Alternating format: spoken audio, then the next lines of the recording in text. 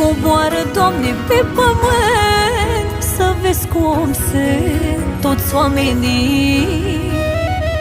Tot ce-ai lăsat pe lume sfânt cândva a fost, nu va mai fi.